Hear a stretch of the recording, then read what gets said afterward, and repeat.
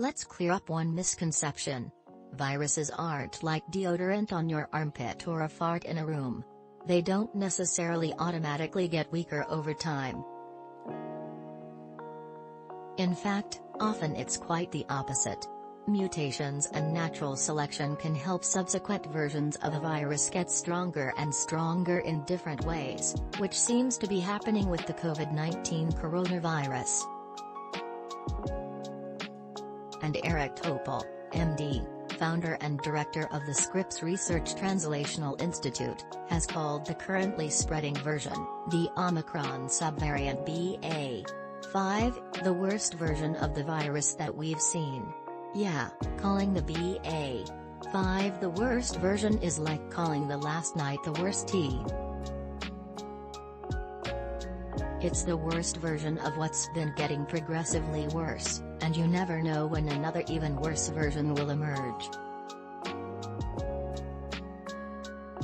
Topol used the worst word in a Substack post entitled The BA.5 Story that he linked to in the following tweet. Spoiler alert.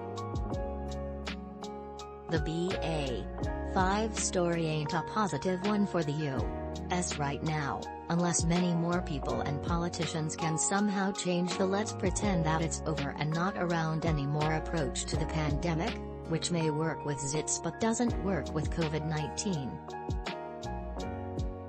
As you can see, Topol wondered on the tweet why the Centers for Disease Control and Prevention, CDC, has not been issuing more warnings about the Omicron BA.5 subvariant of the severe acute respiratory syndrome coronavirus 2, SARS-CoV-2.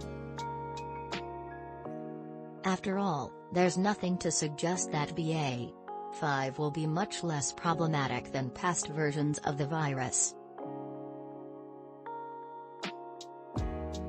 As I covered for Forbes back on May 17, data had already suggested that the BA.5 was more transmissible than its predecessors, which prompted the European Centre for Disease Prevention and Control (ECDC) to reclassify the BA.5 as a variant of concern (VOC). Therefore, it hasn't been a surprise that the BA.5 has been moving towards becoming the dominant version of the virus in various parts of the world. About a week ago, on June 27, Eric Fielding, Ph.D., an epidemiologist and chief of the COVID Risk Task Force at the New England Complex Systems Institute, tweeted out some graphs from an article written by John Byrne Murdoch for the Financial Times showing the BA.5 fueled rises in hospitalizations. A tweet from Jay Varma, Maryland, professor at Weill Cornell Medical School and former senior advisor for public health to the NYC mayor, showed how things are high in NYC, but not in a good way, and unlike that wild weekend in Las Vegas that involved a tooth, a tiger, and a Mike Tyson, in this case, what?